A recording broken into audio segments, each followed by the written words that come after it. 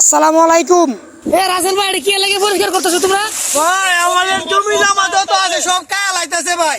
কি গায়ে লাইতেছে?